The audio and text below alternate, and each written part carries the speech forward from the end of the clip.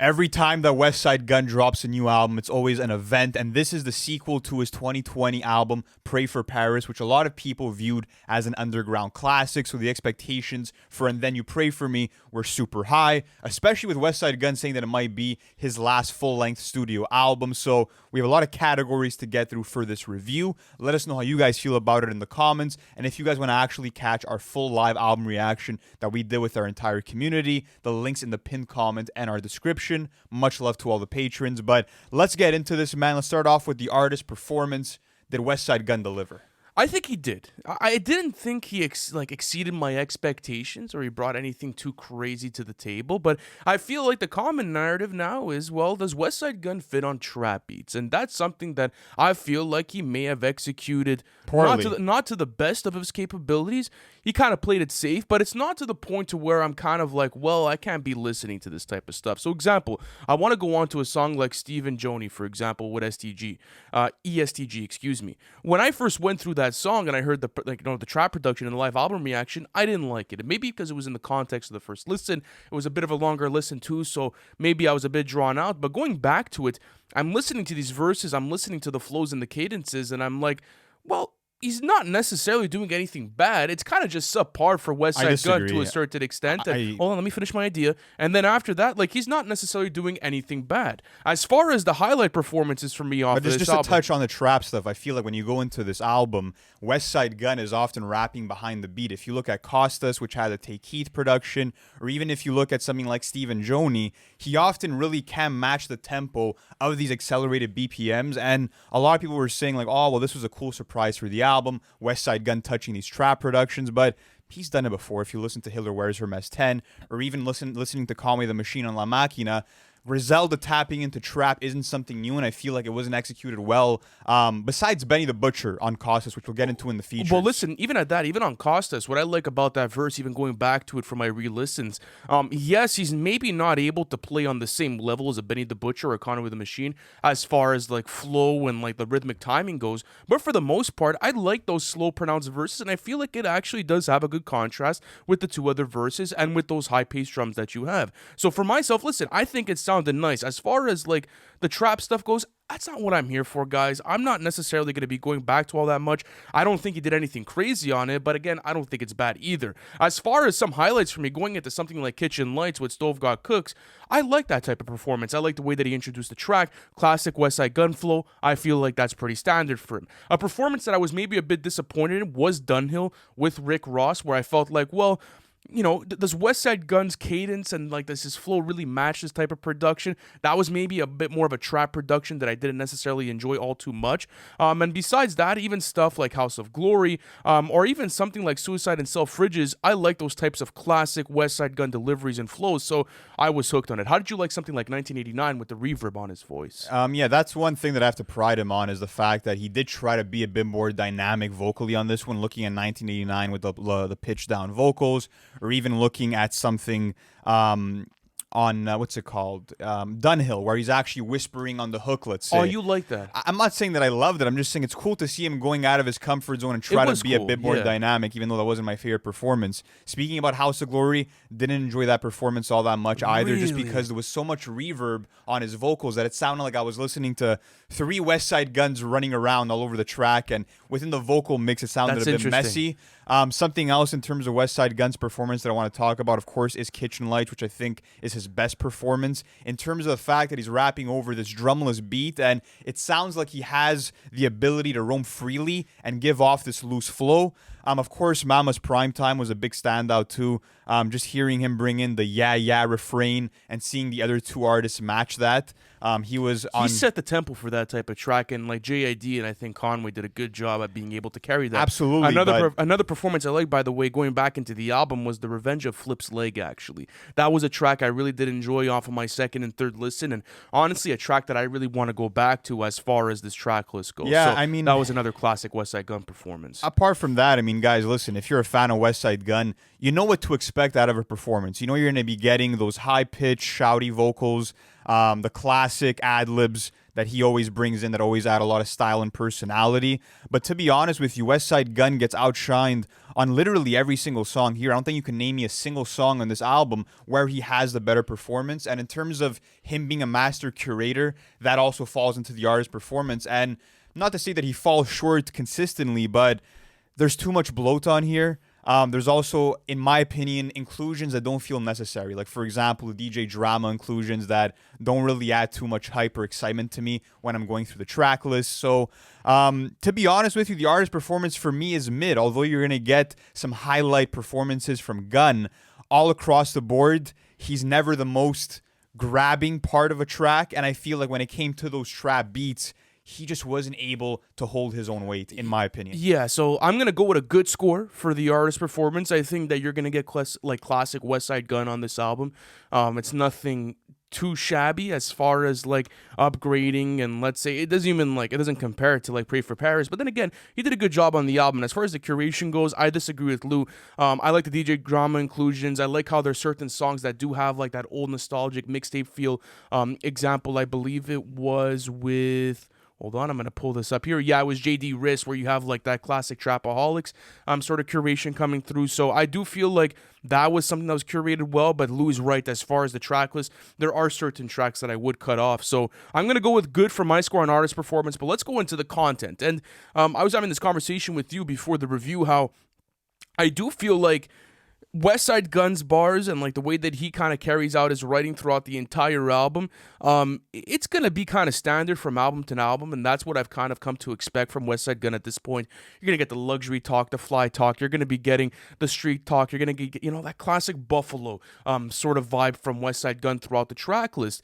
But where I think the value really lies within the content, and I think that this actually plays a good job into the curation, was everyone had stellar verses within this album, all the way from Stove God Cooks to JID to Rick Ross. And yeah, what about Ty Dolla $ign? Did he have a stellar verse? We're not talking about that now. I'll talk about that. You said everybody had stellar verses. I disagree with that. Okay. No, I'm just saying, bro. Well, I'll talk about it in the features. I'm just saying, what I'll talk about more in the features is like individually. I'm talking about for the content of the album, the actual verses themselves. I disagree. I feel like when you get into a JID verse, when you get into a Conway the Machine verse, a Benny the Butcher, that's what's taking up the majority of this track list. So therefore, I feel like that does play into the content of the album. And therefore, I do feel like you are getting top-tier rap performances and writing from certain portions of this album. So that's kind of what I have to say about the overall track list as far as the writing goes. I think you're getting the usual topics, Westside Gunn shooting at his opposition, selling bricks, the luxury talk. But the only true moment where I was captivated by the writing, to be honest with you, wasn't a song like Kitchen Lights, where Westside Gunn is painting this vivid picture of what it was like growing up in terms of his mom getting beatings, in terms of the roaches that were crawling the floors. And then you get Stove God Cooks, who comes in and adds in these clever cocaine innuendos, and you're like, wow, this is really impressive. But for the most part, I just feel like there were a lot of elements and a lot of topics that were repeated, in the sense of how many times do I have to hear Westside Gunn rapping about Van Cleefs? There's certain brands that were being repeated. Forget subject matter, but specific words, specific references to Mutombo that I heard repeated all across the album. And it came to a point where it's like, I'm not expecting Westside Gunn to be a philosopher on this album and to be Shakespeare, but at the end of the day, there weren't even any impressive cocaine metaphors that I was rewinding for when it came to this album. And I just feel like a lot of the nuances and a lot of the culture that was present in other past Westside Gunn projects were missing here. And it felt like a lot of these verses, for the most part, especially focusing on Westside Gunn, felt very plain and empty. Even looking at a song like Chloe, which is obviously the raunchiest and most useless track on this track list. You have Gunn breaking down all the different ways he wants to get down and dirty. And to be honest, it's just audio porn, to be honest with you, until he gets to a point where Gunn and Ty Dolla $ign talk about like wanting to kill the woman that they're with. And it was just a very odd song to me from the jump. And apart from that, I don't view any lyrics worth revisiting for the most part. I like certain verses on here. I'll go through some certain stuff that I like. Example on Baba Bomb This. Really cool stuff. Ayo, you know my drug of choice. Let me sniff Fifth Ave. You know I'm way out of your league, boy. Your rap's too trash. My denim's 2,000 a leg. A deuce on the dash. I like those types of little like pockets that he was able to throw in there, and those types of like little small clever bars. Another verse that I really like from Westside Gunn on this album was on Mama's Prime Time. Lou, you talked about the whole like the whole refrain that was really prominent within that. I feel like that added to the content of the song, and that was really good. But yeah, like you said, you do have certain performances on here, like a Chloe, for example, where I don't feel like it's all that great. As far as even like a verse like Disgusting, for example, that was maybe something on the content matter like side of things where I feel like it was a bit empty, just because he's not necessarily doing too much with his lines. There's not too much wordplay. Kind of just feels like filler for the most part, and then you have that for a consecutive chorus and then verse, and then after that you end up getting the Gigs verse. So I'll talk a bit more about that in the futures. But overall, I think the content is good. I'm going to talk about a bit more of the content once I get into like, let's see, the features. But I do feel like because you have such a heavy feature list and it's so prominent within the track list, it does carry the majority of this track list. Like listening to these Stove God Cooks verses and even these JID verses, that is top tier lyricism. So I want to talk about that a bit more in the feature list, but it does bleed into this content matter. I'm going to go good with the content. I'm going to go mid with the content. I think that I'm looking at Westside Gunn as being the prime artist for this album. And yes, the features brought way more refreshing content and topics and wordplay that was way more fascinating. But it's a Westside Gunn album at the end of the day, and that's how I have to view it. And when you're getting lines like, I've had more threesomes and twosomes and other cheesy lines, these are points within albums that we usually knock down points for when it comes to a content category. And overall, like I said, the verses just weren't that mesmerizing as they have been in the past, and it's another mid rating for me, unfortunately. But let's get into the features, because this was a huge topic going into any Westside Gunn album. He's sort of viewed as the DJ Khaled, but on steroids, especially for the underground, just because he's a great curator who usually knows how to place the right artists over the right instrumentals. And with this one, it was really exciting because you're getting a lot of first-time collaborations between Westside Gunn and other artists, like JID, for example, who I want to start with here, talking about Mama's Prime Time. I love this performance because it's not your usual tongue-twisting flows that you're getting from JID with a lot of cool flow switches. No, this is JID getting very meditative with a cold demeanor where he's maintaining one steady flow for the entirety of the verse. And you're getting real quotables on here, like From a City Where Tupac Popped Two Cops. And I just love that he went into Westside Gunn's world. You're getting that violent and grimy shit from him. So how did you feel about that verse? I think it was one of the greatest verses on the entire album. Like you said, the whole Tupac wordplay was absolutely incredible. That was really top tier writing. And then it's even followed up by a Conway the Machine verse that I actually wish was a bit longer. I'm not gonna lie. Like going into the verse, I'm like, shit, this would have been so good if you would have found the maybe in his lemon bag, for example, where he's just absolutely ripping it apart. Oh, he did a good job. No. But I that's why I loved it. As I wish I could have gotten a bit more of it, just for how fucking potent that verse was. Because he has the third verse on that song. So that was a W in my opinion. Then if you want to get into Benny the Butcher on Costas, that is an incredible verse as well. Spitting at the super high pace, just the luxury talk, and it kind of gives me like the burden of proof sort of vibe. That was the type of like vibe that I got from that verse going back to 2020. So and he was the true standout on Costas. I feel like, even Conway the Machine sounded a bit distracted on there. Again, he wasn't able to really catch the right tempo and pocket for that production, but Benny absolutely murdered that. But the Conway verse on Costas, it's still good though. Like it's all right. It's not a mid verse for me. That's a good verse from Conway. I could agree with you that it's not the best of his capability. It's just decent. It's okay. I would go with a good rating as far as Conway's verse on there. But we have to talk about Stove God Cooks because he is the true MVP of this album. He appears on 5 different tracks, and every time that you hear him, you're just amazed by the myriad of unorthodox flows. By the way that, and you're looking at a song like 1989, for example, he has this long-winded hook where he's extending every melody, and he sounds so animated with his delivery, and he makes coke rap sound epic. Especially on 1989, where he goes like 1,000, 1,000, like just the way that he comes off. He had so much passion, and he's so unique as an artist, bro. Yeah, I really do feel like he was the MVP of this album. And like you said, the way that he's able to stretch out his melodies, even his voice is so unique. I'm such a big fan of his cadence as well because it's a bit more high-pitched at the same time as well. And it works really well when he's extending those melodies. And like you said, on something like 1989, man, that shit's fucking crazy, bro.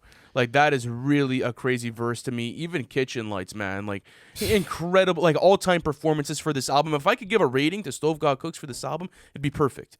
there was legitimately not a single mishap within his artist performance as far as Stove Got Cooks go. Listen, I don't think he's giving you like Ghostface Killah on Supreme Clientele, but yeah, it was definitely an amazing performance from him. Incredible all the way through. It was he was shining all the way through. Let's talk about Rick Ross on Dunhill. This was actually a collaboration that I was a bit more disappointed in because I feel like they went for the trap route with this sort of collaboration. And who actually produced this? I believe, it was Miguel the Plug, who's in all over the production on this album. But regardless, though, I do feel like Rick Ross had a standard Rick Ross verse. It wasn't anything too crazy. It was a good verse, but again, nothing too much to say. I pin that to being a curation mishap, to be honest with you. I feel like, why put him on like Dunhill? Put him on something more luxurious.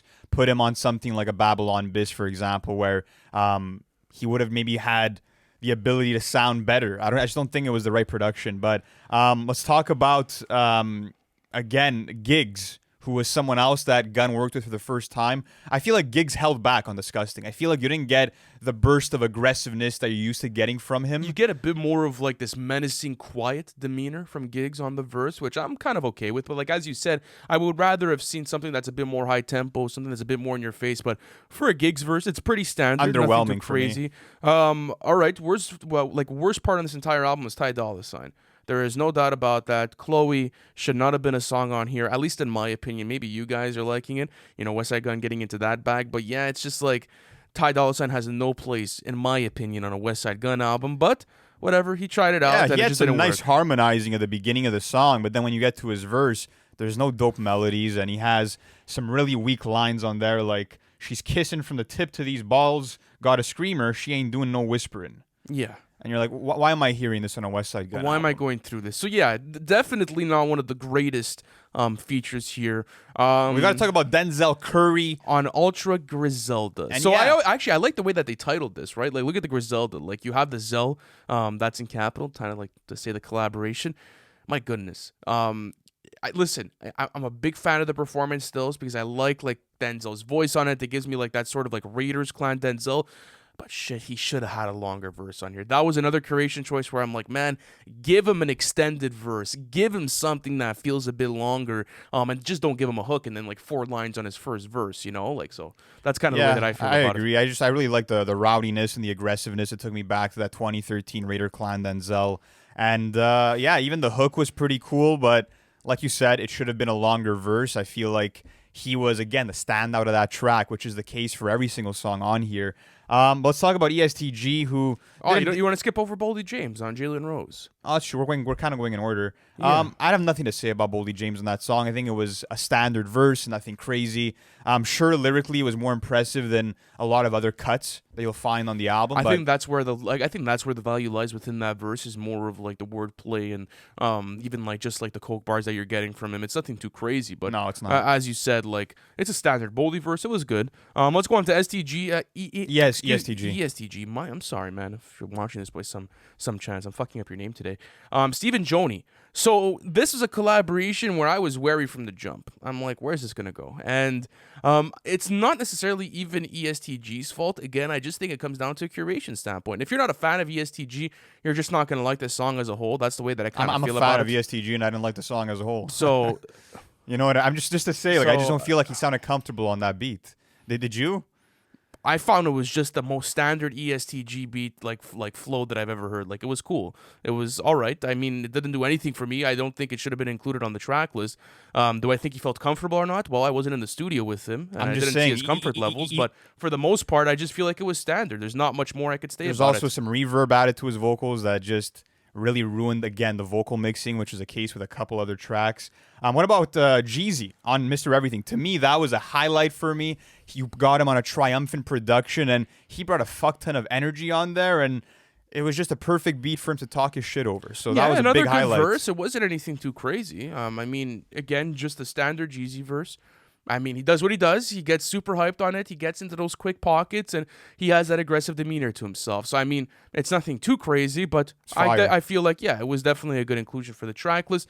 Talking about Peasy on Freddie J's, kind of the similar situation with ESTG, where I feel like, well, does he fit this track list, and does it really like play on the other features? He is one of the weaker features for me off of the feature list, but then again, it's just kind of standard. It's nothing bad. It's just it gets kind of plain towards the end of the track list. He was spitting. It's just, again, the vocal mixing sounded awful. His verse sounded low quality. It didn't sound like it was recorded the same way that Guns' vocals were recorded for that track. So another weird curation mishap, in my opinion. One thing with the Peasy verse is I didn't like the flow that he caught for the first 4 lines, like the way that he started off. It was kind of like a stutter flow.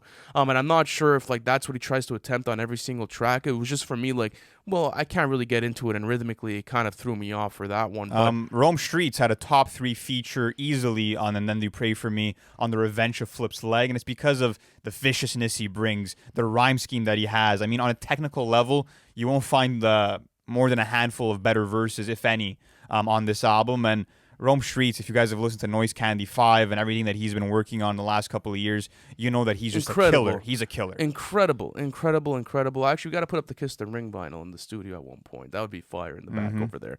Okay, let's end off this feature portion with Casey. And Then You Pray For Me. So just an extended performance all the way throughout, solo track for Casey. And honestly, man, in the first live album reaction, I think, man, I was so like, it was like 2 a.m, bro. Like, it was an hour and 24 minutes. No, it was an hour and 15, I think, the track list, excuse me. So, like, you get to the last track, man, and you're pretty tired. So that's why I reserve my judgment in that moment. I'm like, let me just go back and actually listen to it. It's a fire fucking track. It's actually really good. It's pretty good. Yeah, I think it was cool to see him get into a more traditional rapping bag, because you don't get that too often in Casey's solo music. So that was cool. He handled the whole track really well. It was a fitting outro, so I don't have any complaints for that. But yeah, overall, I feel like the features are good.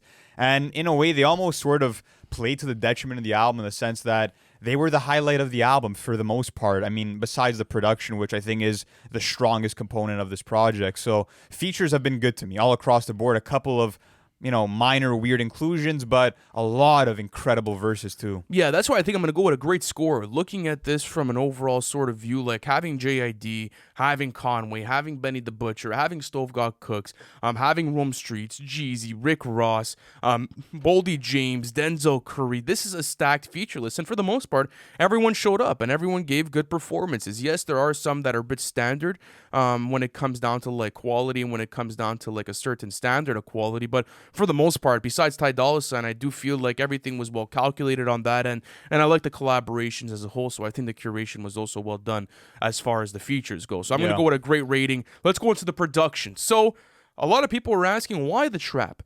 And I feel like, for myself, I'm okay with it. I don't necessarily have too much of a big problem with the trap production on this album. I do feel like it is standard at certain points and it's nothing too crazy, but I want to talk about certain highlights before we getting into that. Yeah, I want to talk about, what did you want to talk? No, I just wanted to say, I think, that's what you're getting for the most part of the production, is those trap beats and also the old school dusty boom bap production that has became the defining Griselda sound. And I feel like, although maybe that sound might get too long-winded for a 21-song album, he didn't choose the right trap beats. And it's not the production themselves that fall flat. It's just the fact of their inclusion on the album, like another curation mishap. Yeah, but for the beats themselves, they're actually pretty good all the way throughout. I want to talk about DJ Benoit for Kitchen Lights. One of the best beats I've heard all year. It's extremely lush. It's gorgeous. It's just so well composed, and it's the perfect setup for Westside Gunn and for Stove God Cooks to do their thing, and it was just one of my favorite production highlights on the entire album. So, anything to say about that? Yeah, that beat is heavenly, bro. I mean, the violin strings you get, the delicate piano keys, the drumless production. It's a really majestic sounding beat, and I think it is the best beat on here. But let's talk about RZA, who had an incredible production on House of Glory, a really cool progressive beat, some really nice vocal chops, a chill mood and atmosphere set across the board. I wanted more beats like this, to be honest with you. That would have been incredible. Yeah, I would have loved to see Madlib and The Alchemist on this album as well. We didn't get Uncle Al on here, did we? We didn't get Uncle Al. At least not that I can remember. No, I'm looking at the productions right now, and you don't. But let me talk about Beat Butcher and Mr. Green on Mama's Prime Time. menacing production, and that's exactly what you come to expect out of Beat Butcher. Just been doing so many fantastic things over the course of his career for Griselda and the boys. So I felt like that was standard, but again, I come to those types of Griselda albums for those types of productions. How do you feel about Take Keith on Costas? Had a bit more of a darker tempo, those hard-hitting, quick-paced 808 drum patterns. Do you feel like that fit that track? That was an absolute fucking banger of a beat, bro. I mean, just the raging synthesizers, it sounded like these alarm sounds, and it just added the right urgency that track needed. And yeah, that was a fucking amazing beat. I just feel like, again, not everyone on that track was able to handle it, maybe. Apart from that, Conductor Williams went absolutely brazy on the Revenge of Flip's leg. We get this dark and dusty piano chord that sort of gets looped for the entirety of the track, and this creepy vocal sample comes in, and I would have wanted to see, again, more Conductor Williams production because he killed it on that one, as well as Suicide and Self Ridges. Were there any beats that you didn't fuck with across the board here? Because to me, the production is great all across the board. Yeah, the production is great all across the board. Even looking at something, I believe it was even JD Wrist, bro, that beat was crazy. Has this sort of like wooziness to it. Reminds me of like that old Dat Piff era. Just something incredible all the way throughout. And maybe the only complaint I do have with that production is that the runtime on the song is like 5 minutes plus. So maybe that loop does get a bit boring for you, but I just found it infectious. So I was deep in it. And yeah, and speaking of that song, you got an ST Knack verse, which we forgot to talk about in the features, but that was a really weak verse to me. You didn't really hear what he was saying, and it sounded like he had his teeth clenched the whole time. It was a really rigid flow. It was. But just to mention that. How did you like Derringer on Jalen Rose? That was another production where I'm like, well, that's a cool Derringer beat, but it's not necessarily the Derringer beat that I think of when it comes to a Westside Gunn album. It had more of like a trap influence to it. It was a bit more quick paced, and I would have maybe liked to see more of like a crazier sample flip, maybe make it drumless. That's just like me and like my nerd bag. I wasn't a huge fan of it either. Apart from that, the beat on Disgusting is maybe one of the weaker ones where you have this distorted bass that sort of minimizes all the other elements in the production. So yeah, I mean, apart from that, like I said, I think that the production is great. I think that you're getting some of the best beats of the year when you're looking at House of Glory or Kitchen Lights, and even the trap beats, as I said, they're pretty solid all across the board. I think the production and Westside Gunn's ability to pick beats remains pretty top-notch. Yeah, it really does. It really does, yeah. So what are you going with your rating? Myself as well, I'm going great with this. It was a great soundscape. I love the diversity and production choices. I think you have a stellar cast of producers here, and I just can't wait to see if Westside Gunn drops an album with The Alchemist, because that's what I want to see. I wanted to see more Uncle Al, maybe some Madlib, get in those guys, but whatever. That's just me kind of nerding out. But let's go into the replay value of this album. So it's a long album. I don't think I'm ever going to spin this from start to finish. No. It's too long. It's really, really bloated. It's 21 songs.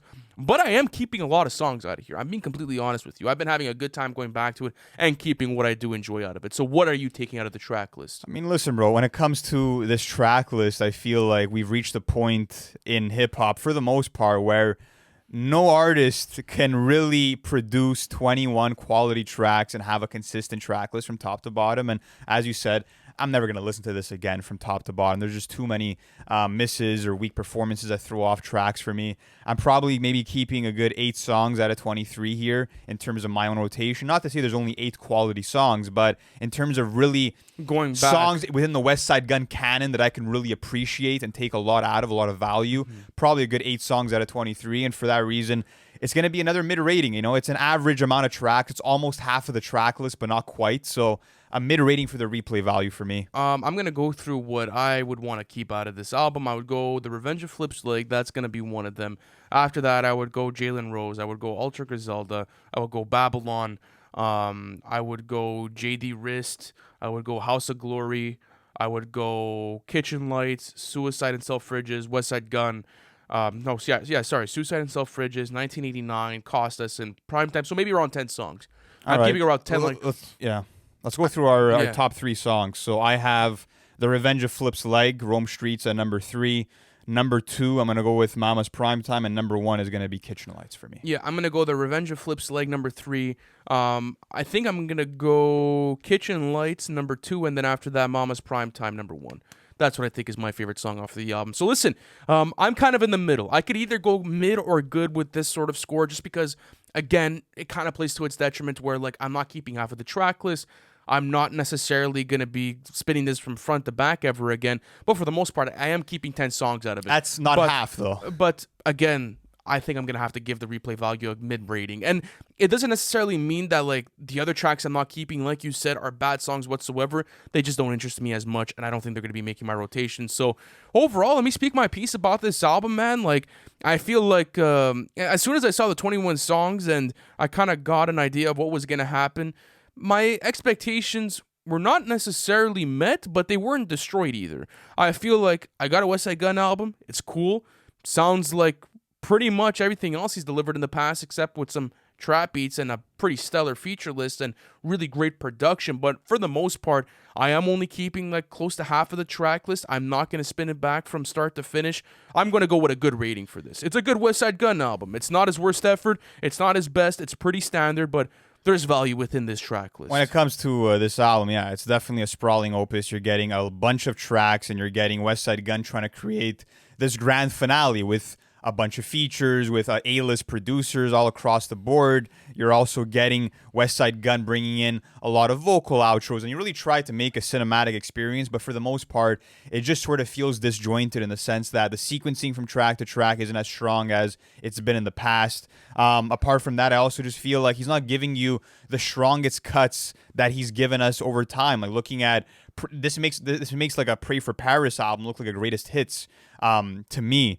And yeah, I just feel like the trap production wasn't really a good area for him to put a lot of his time and effort into for this project. And I go to Westside Gunn for a cohesive album experience. And to be honest with you, he didn't truly deliver that here. I still think he remains one of the biggest trendsetters, one of the most unique voices in hip hop, and one of the best album makers. But this album just isn't that much of a reflection of that from start to finish, for me at least. And at the end of the day, I'm going to go with the mid rating. I do think it's one of his weakest projects that I've listened to up to this point. I'm going to go with a good rating, as I said before. As I said, it's not his worst, it's not his best, but then again, there are things that are lacking. So guys, let us know in the comment sections, how do you like And Then You Pray For Me, Westside Gunn's newest studio album for 2023. And what do you guys want to see next from Westside Gunn in his career? And guys, if you are new to the channel, smash the subscribe button. We're going to be doing reviews like this all year long and for 2024. Thank you so much for watching this, and we'll catch you in the next one. Peace.